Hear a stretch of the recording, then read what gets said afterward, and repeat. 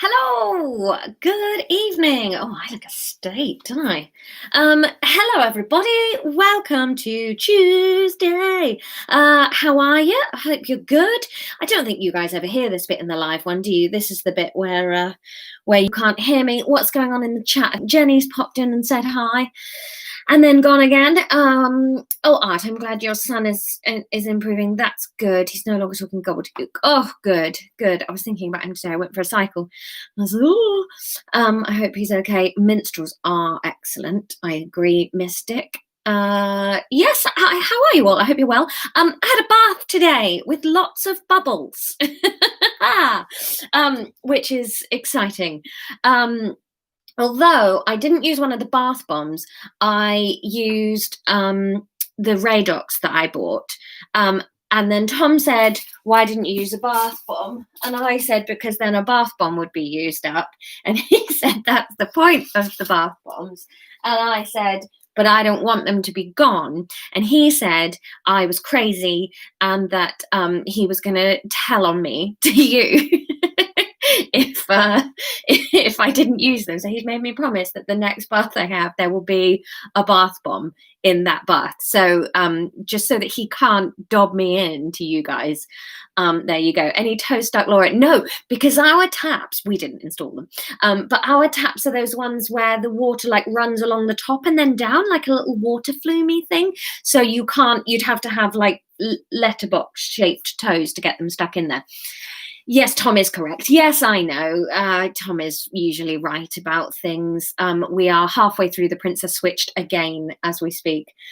We've sort of half decorated the house today, although I went for a cycle this morning at 11. I didn't get back till 3. It was hence having the bath, because I sort of came in and I hadn't really realised how cold I was. But then, when you get dressed, and I had a cup of tea and I had some lunch and I was like, no, I'm just frozen like right down to my bones. So I had a nice bath to warm up. We went out to Shoreham Fort, which I've never been to before. It was very interesting. I read a plaque about how there used to be a little film studio there before World War I. Very interesting to know. Yeah, so there you go. What else have I done today? Not a lot, really. Mostly just cycling. And then, got all the Christmas decorations out the loft and started putting them up. But we're actually going to have a real tree this year. We don't normally have a real tree. We invested in like a nice-ish fake one a few years ago, because we're never here for Christmas and we're normally like away for a lot of December gigging. So it just feels a bit sad to buy a tree and then just leave it alone for Christmas. But because this year, if Christmas is normal, we will be hosting. We're having, what is it? You're allowed 2 sets of people, aren't you, at the moment, I think. So I think we're having my brother and my parents, which will be interesting. That's the plan, unless COVID changes. Mackie is so going to love a Christmas tree. I know, she's going to chew that a lot. I found she's been chewing the trunk of my olive tree and I'm furious. I knew she was digging in the pot because I keep going out there and finding half the mud unearthed, but I was like, she's a terrier. I can't stop her digging. Fine. And I've just been putting the mud back in. But now she started chewing the trunk of it. I'm furious. I'm going to have to put it up a bit higher so little minks can't get into it. So yes, that's the plan. She did love the spindly reindeer. She does not like the other one. I've got this excellent tat one that's got its legs are made of umbrella things, the things that sort of extend and pull down on an umbrella. The reindeer's legs are made of those, so it can be really tall or it can squash down. And I just squashed it down so she could see its face, and she went crazy running around the living room.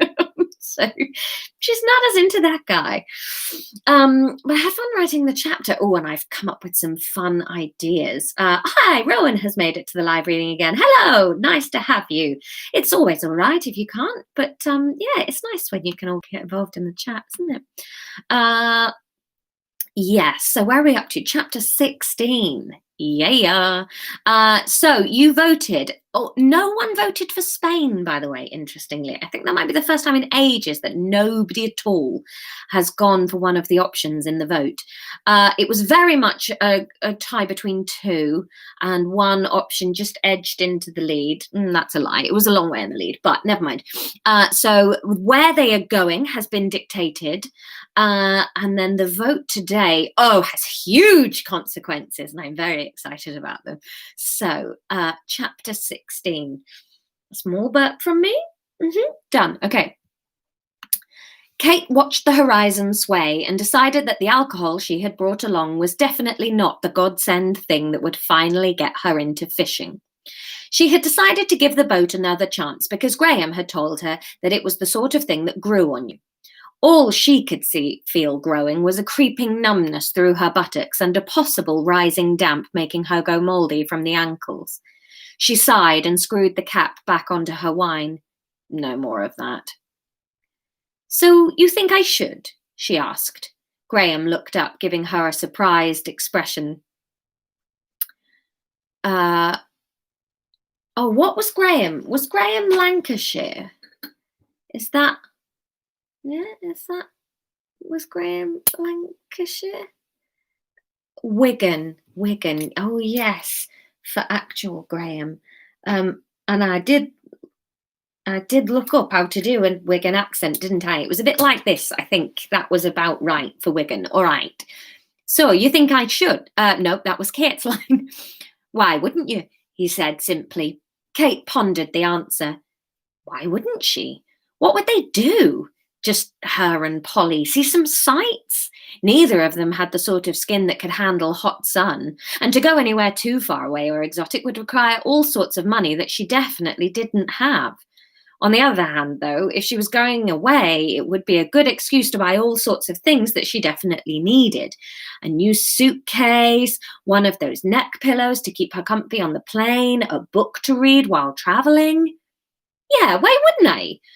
Where would we go, though? She watched interestedly as Graham reeled back in his line and pulled out the end of it to reveal nothing but the bright-coloured thingy he'd put in. Fishing didn't look anything like it did in cartoons. It was much fancier. Fish must have got cleverer since cartoon times. Well, you can go anywhere you want to go. Graham threw the line back in and Kate sighed.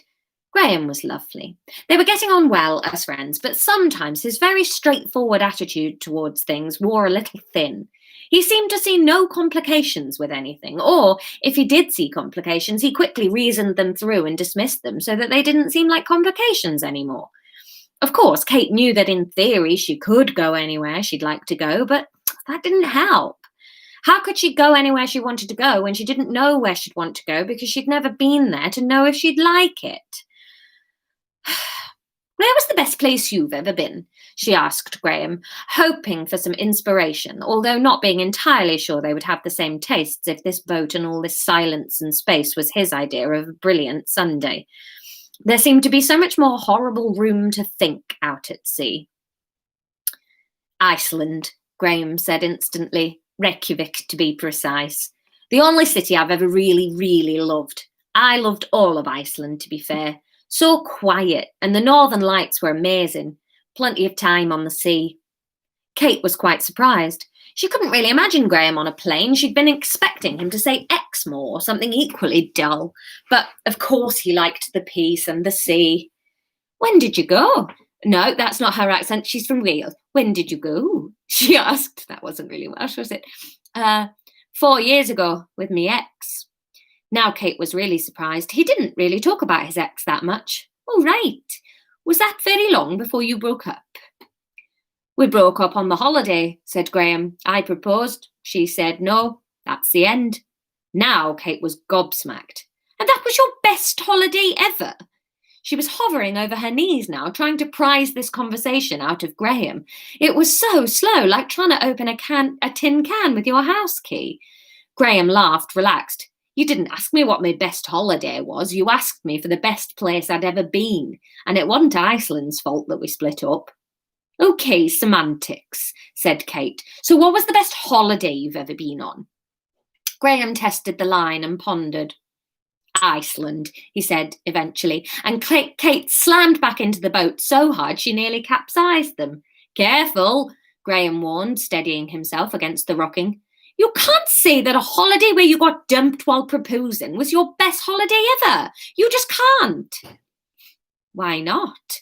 Graham seemed genuinely confused.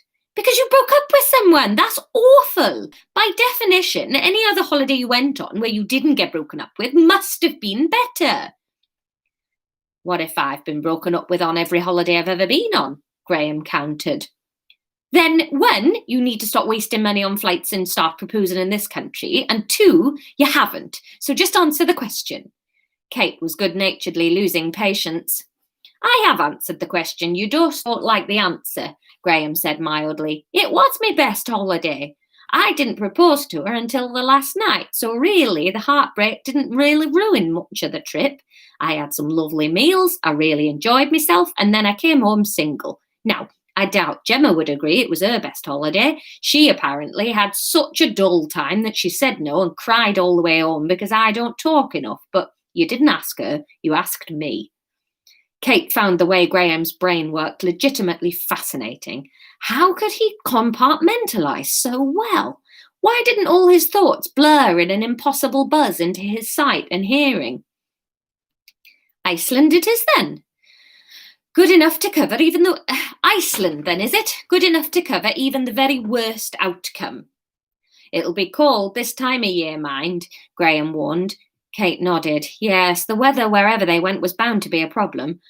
Probably best to go somewhere that was a city so they could bar hop and stay near a hot chocolate. Probably somewhere in Europe so they could maximise the time away without spending most of it travelling. When she got back to the house that evening and had thawed out in the shower, she phoned Polly. I deliberately didn't put her in the bath. I was like, no, Emma takes baths, Kate takes showers. She phoned Polly to tell her that she was game for a trip, if she could borrow the money. Polly was thrilled, and Kate had to hold the phone away from her ear to stop the squealing from cracking her skull. I've already decided where we're going, said Polly excitedly, and Kate held her breath in anticipation. And you guys are going to have to hold your breaths in anticipation because you're not finding out where they're going until tomorrow. Oh, sneaky, sneaky. So, yes, Graham's best holiday was in Reykjavik. I thought that was quite a fun chapter. And that has had ramifications on where they're going. However, you're not finding out till tomorrow. Now, yes, we are doing a Wednesday because I need to take a week off because I've got this important project to do. So we're going to do tomorrow, and then it will be a week break, and then it will be back the next Thursday because, yeah, just reasons. But yes, so we'll do an extra one tomorrow, and then the next one will be a week on Thursday. I will tweet and I'll set the link up so you can check. But yes, I will miss you though. I don't want to leave a story in the middle. We'll have to make sure that tomorrow is an absolute doozy. So or yes, the plot's gonna thicken tomorrow, just ready for book club half term. So we all know that Kate loves buying things. So what's the first thing she's going to buy for her holiday? Don't worry, Mystic, I'm not going to kill anyone. Kerry, I'll still be all over Twitter. Just because I have work to do does not mean I won't be procrastinating, so don't worry. So what's the first thing Kate buys for the holiday? You can choose between a phrase book, a fiction book, like a novel, a reading book.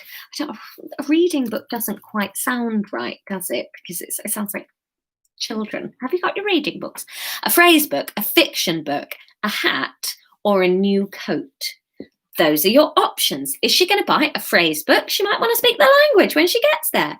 A fiction book. We already know she likes going to Waterstones with her mum before her holiday. A hat. Maybe she wants to look fancy. She mentioned going to bars. Or a new coat because they are going to a city on a winter break and she's already worried about being cold. So it depends where she's going. And you don't know where she's going, but any one of those items would be useful where she is going. And they will all take the story in a wildly different... I mean, there's one option that's really suddenly going to change it. If this was an actual book, it would never get published because there's going to be several characters just jettisoned if one of those options happens. So there you go. Whatever she buys, she's lost anyway. No, we're going to rescue her from her life of terror. So those are your choices. Let me know what you want me to write, and I will see you back here at 10 o'clock tomorrow. Have a lovely day tomorrow. Take care of yourselves. Bye.